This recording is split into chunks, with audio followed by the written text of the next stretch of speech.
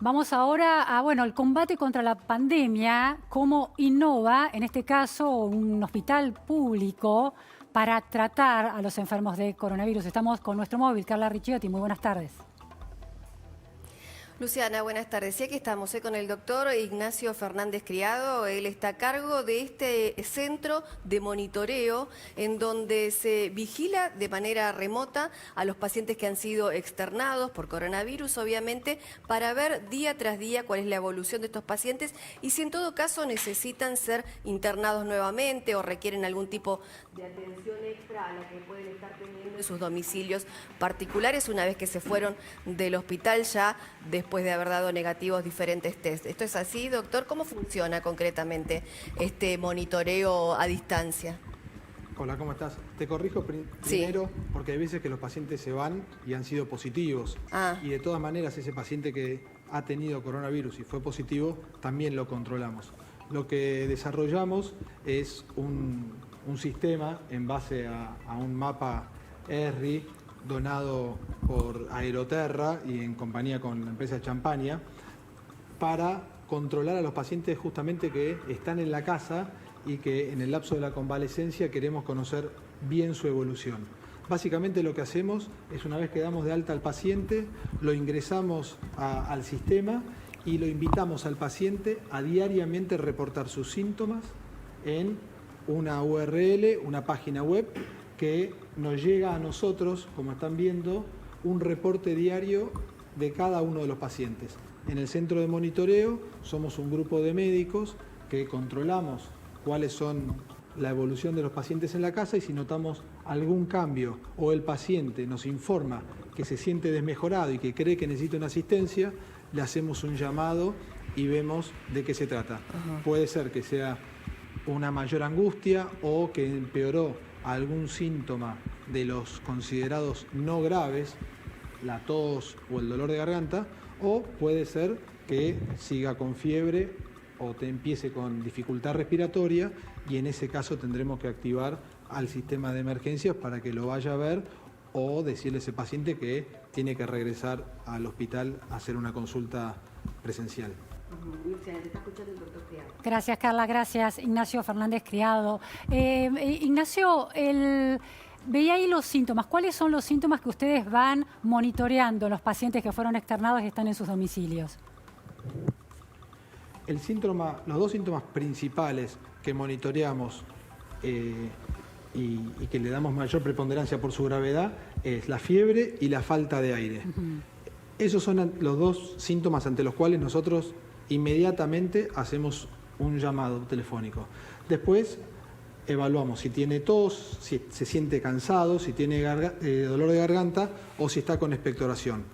Ahora, Ignacio, Obviamente no es lo mismo. Sí, hemos estado hablando con expertos porque hay información, por ejemplo, que señala que una manifestación del coronavirus infectando el cuerpo puede no ser pulmonar, sino que puede ser cardíaca. No hay monitoreo de síntomas que hagan prever una miocarditis, por ejemplo, que es lo que, según nos explicaron los expertos, puede producir el coronavirus. Uno con estas cosas intenta ir a la generalidad de los pacientes con coronavirus o de cualquier otra patología. Desde ya que la miocarditis por cualquier virus, o en este caso por coronavirus, es una complicación muy poco frecuente, pero existe. Nosotros tenemos que ocuparnos de la generalidad y estas cosas que se van viendo en el marco de la reproducción de más pacientes, las iremos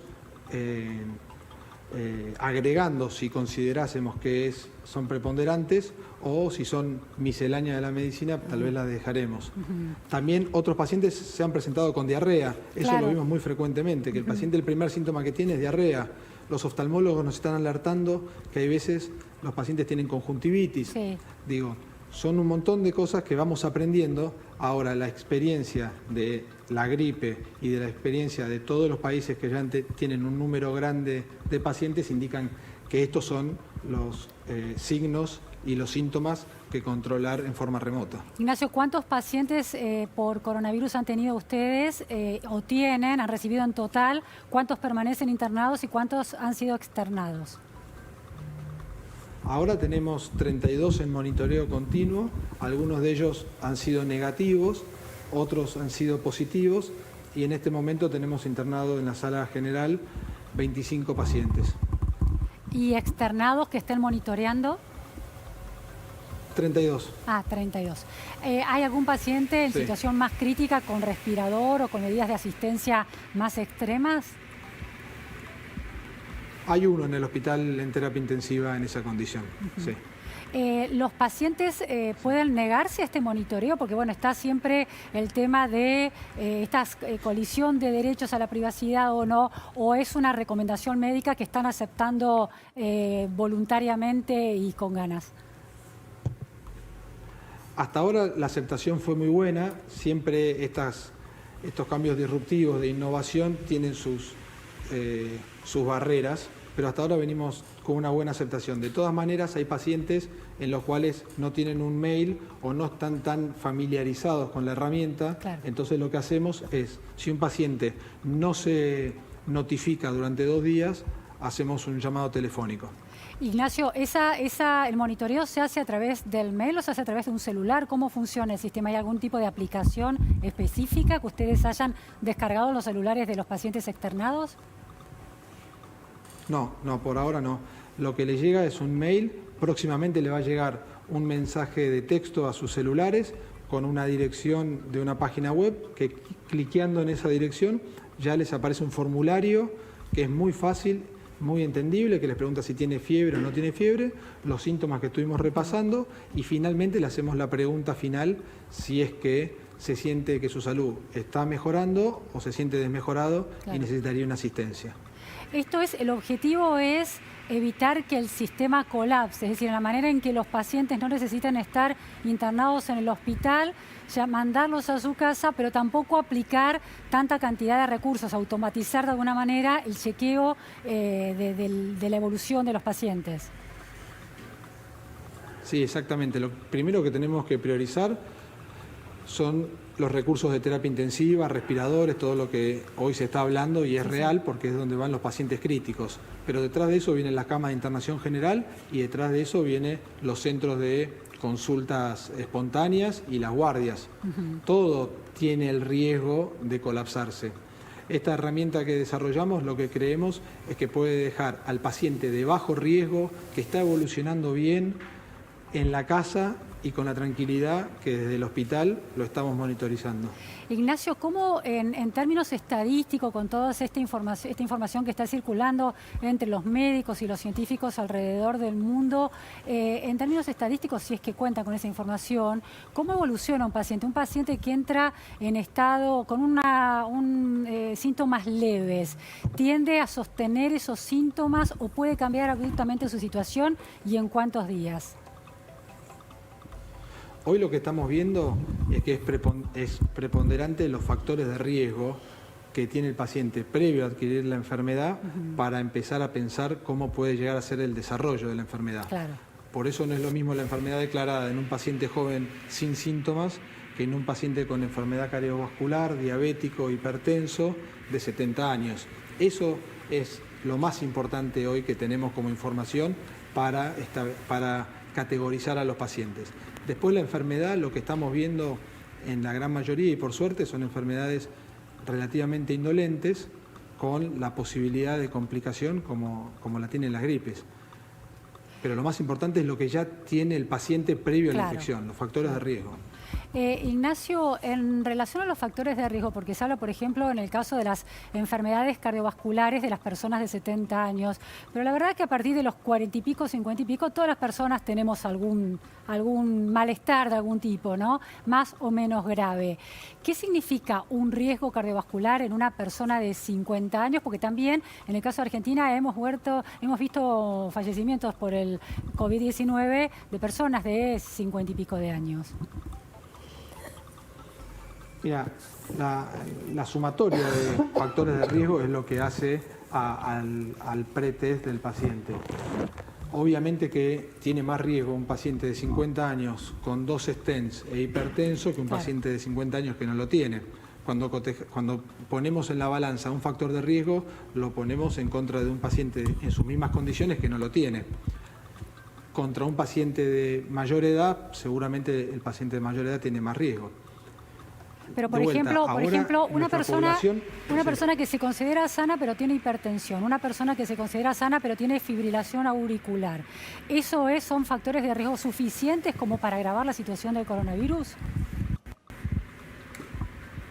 No, la verdad que no son del todo suficientes para tomar una alerta sobredimensionada. Por supuesto que es un paciente que tiene que estar cuidado. Ahora, no es un paciente que le vamos a indicar un reposo y un confinamiento tan importante como a los mayores de 65 años, porque ese sabemos que tiene un peso propio enorme. Ahí mostraban, nuestra edad promedio de pacientes es de 38 años. Ajá. Edad promedio. Son pacientes relativamente jóvenes. Sí, sí. La edad promedio de nuestros pacientes, y eso es lo que estamos viendo ahora. La gente que viajó, que estuvo en contacto con gente que viajó. Claro, la gente que se mueve más, ¿no? Que circula más socialmente por trabajo, es la que se infecta más, quizás levemente. Exacto. Y tenemos con esta medida de aislamiento obligatorio, tratar de dejar a este promedio, que es muy bueno para las estadísticas y para cómo va a evolucionar a nivel salud pública esto, que no aumente la edad de los pacientes. Bien. Ignacio, última cuestión. Bueno, en términos de recursos, el Hospital de Clínicas es tan importante en la Ciudad de Buenos Aires. ¿Cuántos respiradores tiene hoy disponibles y cuántas camas de cuidado intensivo tiene? Bueno, las camas de terapia intensiva tenemos alrededor de 50 respiradores disponibles entre las terapias intensivas, los quirófanos y la guardia para hacer frente a esta pandemia. ¿Y cuántos enfermeros y médicos tienen para cada uno de esos pacientes que eventualmente puede estar usando esos recursos? ¿Cuentan con la cantidad de personal ideal para una situación como esa, tan crítica? Sí, lo que armó el comité de crisis del hospital, que se conformó con un montón de médicos, son armar postas de profesionales de la salud para que no todos vengan en el mismo momento al hospital. Entonces, hoy está funcionando el hospital con un grupo de médicos que es el necesario para que el hospital hoy funcione y atienda a los pacientes que tenemos internados. Después eso va a rotar y vendrán otros médicos a tomar la posta y estos irán a descansar o a otras tareas como puede ser el telemonitoreo.